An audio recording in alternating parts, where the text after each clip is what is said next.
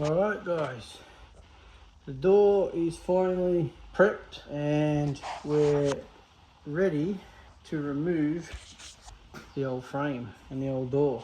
Got a bit of timber just packed underneath the door on this edge. Going to take that off first, and that'll just support it while I take the hinges, unscrew the hinges. But yeah, then we'll remove the blind, probably the screen door come off, and then yeah, we'll work on. Should be. I've seen 3 nails on both sides, which we'll have to remove them. And if I learnt anything from the removing the glass sliding door, it's best to cut flush against the door frame and then cut the nail flush against your stud as well. The reason I do that is because I found I cut it off this side. When I was trying to get it out, the rest of the nail was actually trying to dig into the timber and making it harder for me to get the frame out. So where I can, I'll cut it off on both sides, and that should make that a little bit easier. All right, well, let's get into getting this door off.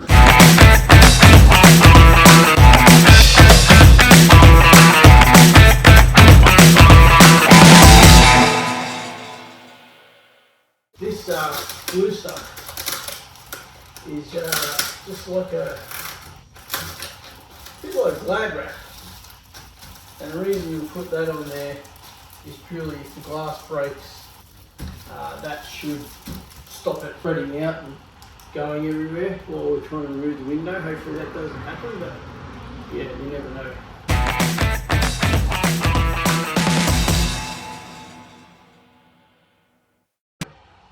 Now I just have to repeat that on the other side.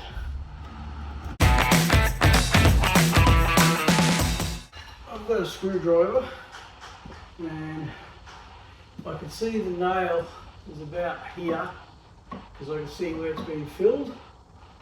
So I'm going to try and drive my screwdriver in that area.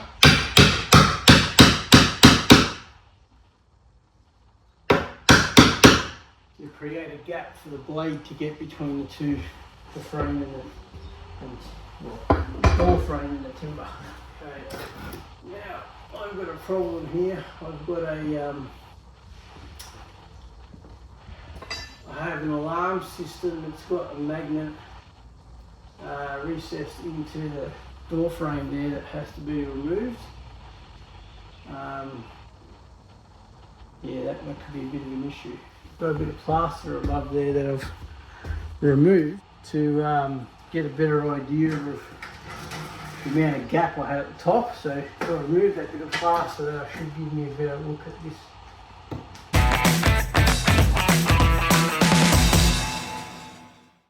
I'm just going to cut the wires, and I can always, it's only 2 wires, and we can always extend them if we want to use them again. Right, just so you know what's happening here, so there's that magnet sensor, and you see how like it actually protrudes through here, but you can see there's some kind of shaft that actually goes into what is the top of the frame for the door. Now I've cut the wires off, but yeah, I don't think the frame is going to move out because that's going to hold it in there. So I'm going to try and put something in here to knock it down. So maybe I can grip it from here to pull it out. Okay, I've got some movement on it. Basically, I put an Allen key in there. Put this Allen key in there and it pushed it down, but I've run out of travel. I've run out of length. I've actually pushed it down far enough that I've hit the timber here and it's not as long. So now I've got this little one. I'm going to try and push it down with the little one to get a bit more. There we go. So look at that. So now if I want to put this in the new frame, I can still do so by just maybe extend these wires a little bit, or see if I can get a bit of play, and I'll just join them up again. But yeah, that would have been a little bit hard to get it off because it's quite solid. Okay, alright, retrieve my Allen key, and then we'll remove the screen door and we'll get into it.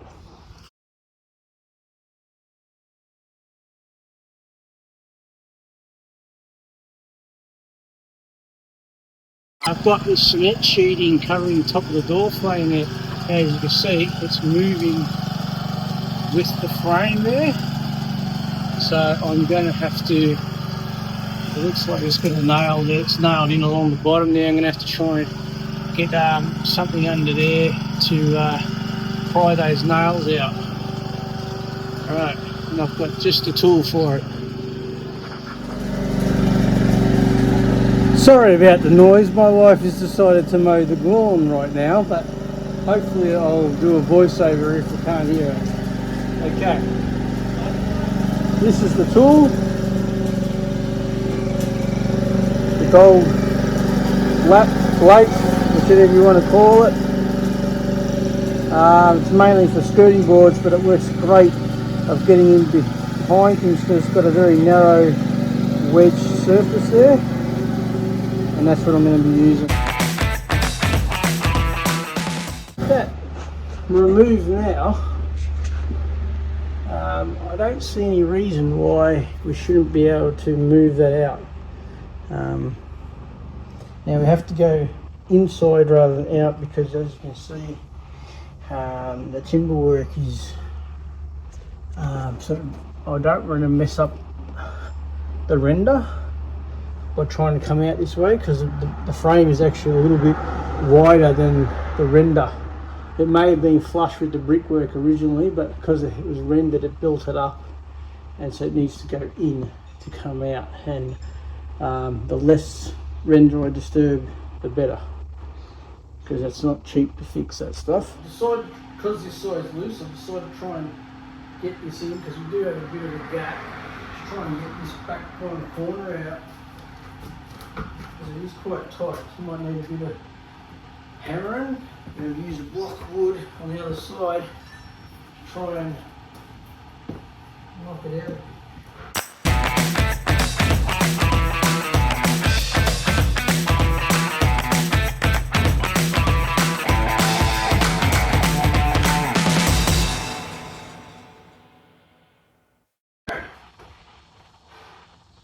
We have no front door. We're committed now. So yeah, it was just that there was actually two nails here. So it's either one I cut off, and there's still one holding it, but because they were so close together, I just couldn't see it. So yeah, if it's not moving, even when you give it a good tap, it was actually bending the nail to move because it had a little bit of room to move out. But yeah, you just know something's not right when it continually won't come when the other side's so free. So yeah, just keep checking. It's going to be something holding in there. Okay, so now we'll just clean up this mess. And while I have access, I might even throw some insulation in behind here, because I've got a nice cavity now. Get rid of this door valve, that won't be needed anymore because the new door's got something on it. Yeah, I know. We'll clean up all the sticking out nails and the insulation, and then we'll work on the new frame. We've got to fit some waterproofing to the base of it, just in case water tries to get in underneath, it won't rot the bottom of the door, the frame. The other one had it, I'm surprised it did. So yeah, we'll replicate that and see how this door fits in here. Okay, we'll get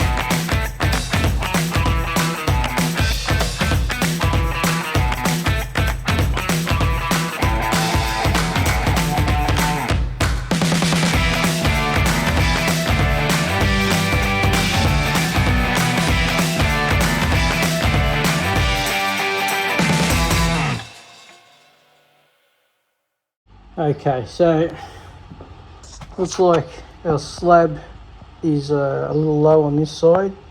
Nothing super duper major, maybe over that distance, probably a packet maybe 3 mil on this side.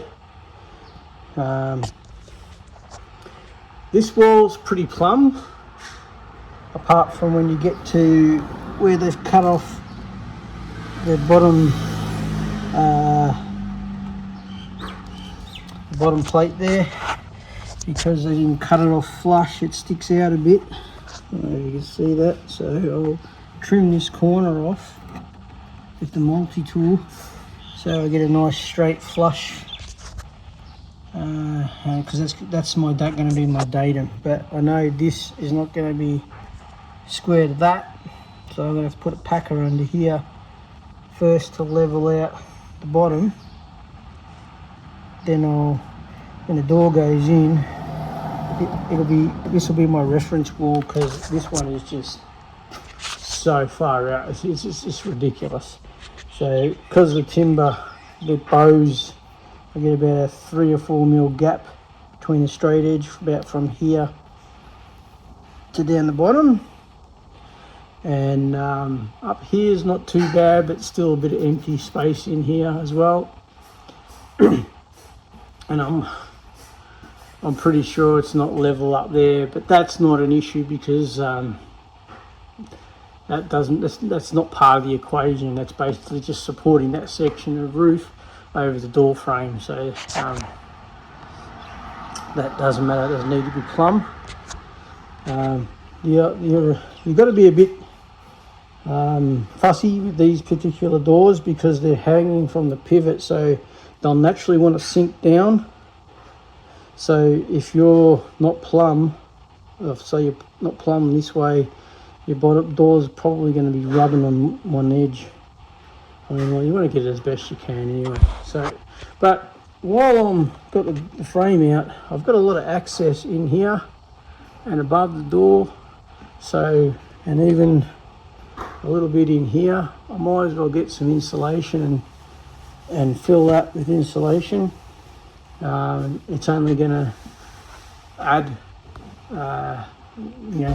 reduce the heat loss or the cooling loss for the house. So while I've got access, I'll do it.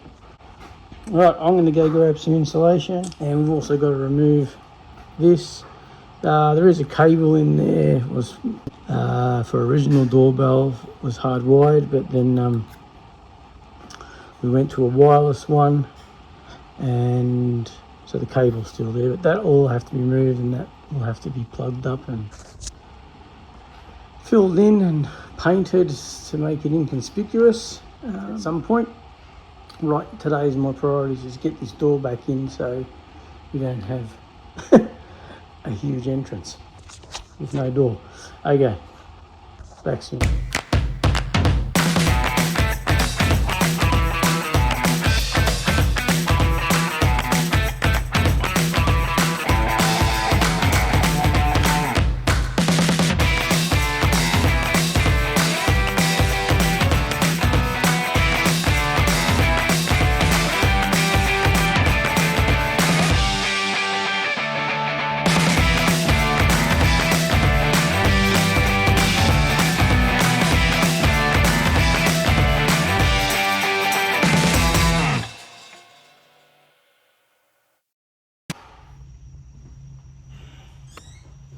Alright, we're all trimmed up, so now we're ready to see how it fits in there. It's a little smaller than the last one, so it should go in a little easier, but yeah, we're going to have to just try first. So.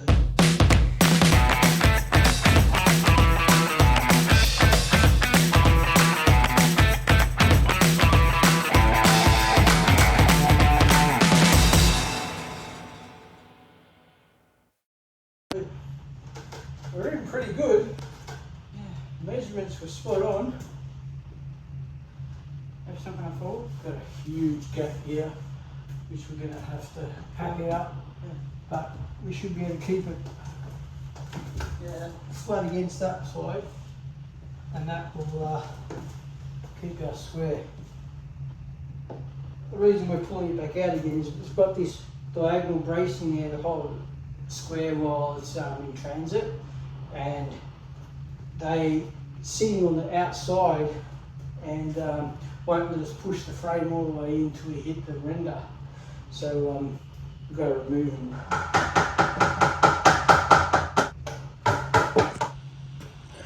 Okay, so little update. We're very close.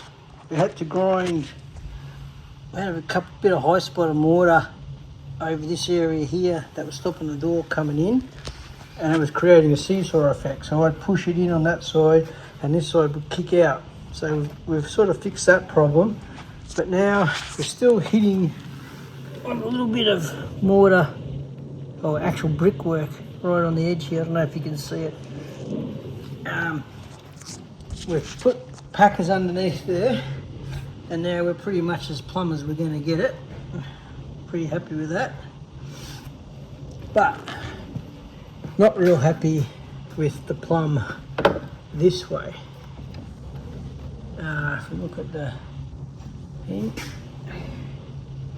okay, we're all the way to the right side, which means that the door, top of the door has to come out, or the bottom has to go in. Now, we've still got a gap here that I want to close up. I want it to sit like that, so then I can just fill in these gaps with silicone. But as you can see down the bottom, we still have quite a large gap that I want to move it into. So that's where we're at the current moment. So we're going to take the frame out again, and I'm going to grind just the corner off that brickwork, and hopefully that'll allow me to push in a little bit further. And I may even have to clean up a little bit more mortar on this edge to allow it to come out a little bit further, same as on that edge, and then we'll put it back in and see where we are. We may, because it's hitting there, but it needs to go in further at the bottom, I may have to cut a little bit of this high spot of along here of render. See how, well, that's pretty straight though. We're actually overlapping a little at the top there, but we can yeah, we'll just see what happens. I'll start with the brickwork down there so I can get the bottom in, because if we can get the bottom in more and then pull the top in, we're better off than leaving the top out, because that's where it wants to be. It wants to be plumb. The top has to come out, but we want the bottom to go in further as well. So that'll work for us by cutting those bricks. All right, that's what I'm going to do. I'm not going to film me doing that because it's really hard. I'll just bring you back once we're fitting the frame again, and we'll see how it looks. Okay, so we got it in as probably as close as we're going to get it down there. And with it sitting at rest, we're sort of right on the tolerance, like that. So I'm not happy, but to get that further over, I'm going to have to cut into that render there. And this side is very similar. It's a little bit better than that side, not a lot. As you can see, it's sort of right on the close to the limit of, but that's the tolerance. And the other door would have been worse. But this being a pivot door, I was trying to get it as best I can. But ideally, the pivot door this way and that way is going to be the issue. Up and down that way shouldn't be as big an issue, because we have these weather strips to fill that problem. But I think we'll be right with that. So I'm going to start fixing that in place. and yeah, we'll take it from there. Got packers there. I'm going to come out a little bit further and see if I can fit in a slightly thinner packer. I don't want it unsupported from there to that edge, if you know what I mean. So hopefully I'll fit another thinner packer somewhere around that around this section here, and then slightly thinner again over here, and that will spread the load. All right, we'll get into it. Pretty good. The frame plumbed up, and I've got it. We removed the frame, and I've installed a packer because this huge gap down here. I nailed that into the stud. So now when we pull this up, it's got something to push against and it won't bow. You don't want it bowing. It's okay at this point. At the top there's still a gap, but I'll fill that with packers once I get it hard up against here. We'll just knock some in there because we've got a really long packer in here that's going to take most of the push, and then it actually needs to go that little bit of movement that way, and that plumbs it up, because if we push it all to this side, it's not plumbed for some reason. So that's the way it's going.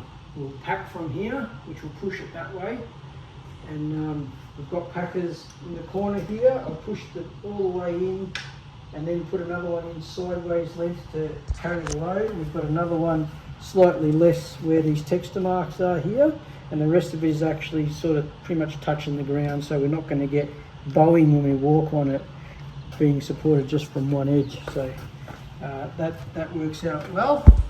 Right, so we're going to be putting in some nailing, and I could use the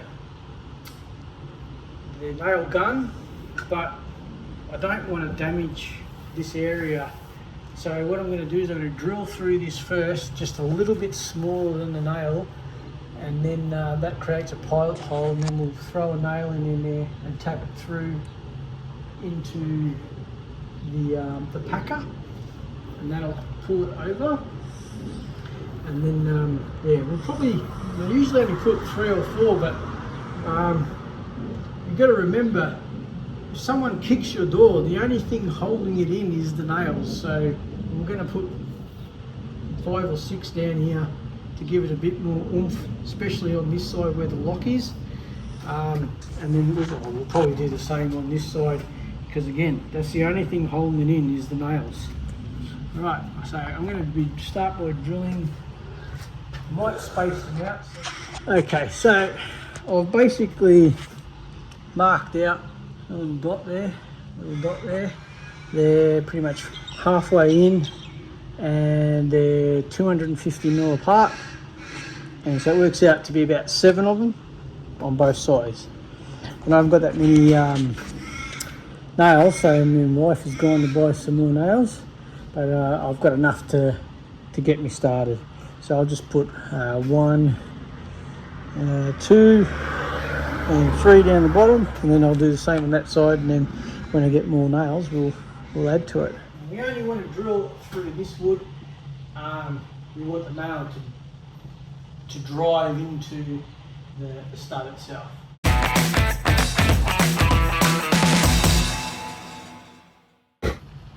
One of the most important things with this is that is in line with that in plumb. So I'm going to break out the laser now, and we'll see if we've got it good enough.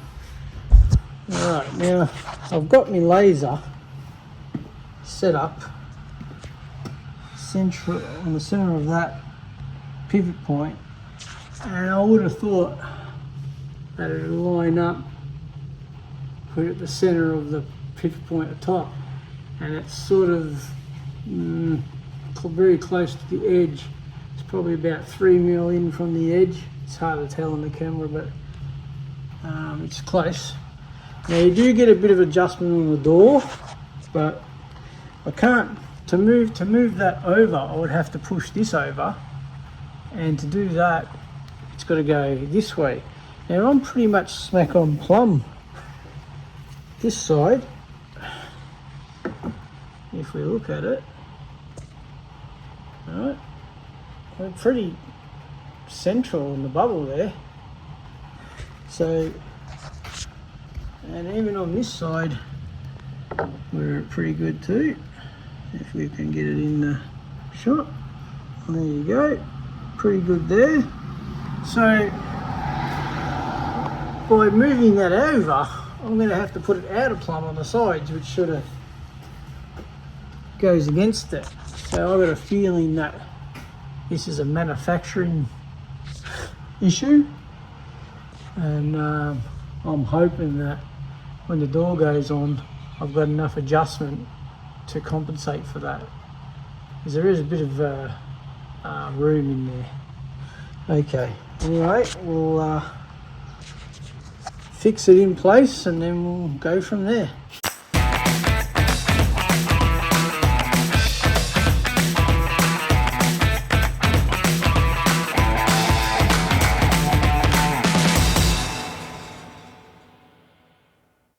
Okay, so I've popped the nails in just below the surface, and I'll fill them later on. But now it's time to try the door, see if this pivot lines up. So there we go. So now, righto, we got the door hung. Sorry, we didn't actually film us putting it on because it was a bit going on. All we did was we removed the rubbers, because the first time we went to put them on, it actually got jammed on the pivot point down there. So we removed the bottom rubbers. You have to remove the inside rubber, just pull it out. And leave the outside one because that doesn't interfere. And then we put a towel over here so we wouldn't scratch it. We set it over here until it lined up with the hole in the bottom. Basically just tilt the door back and just quickly lift it up and over.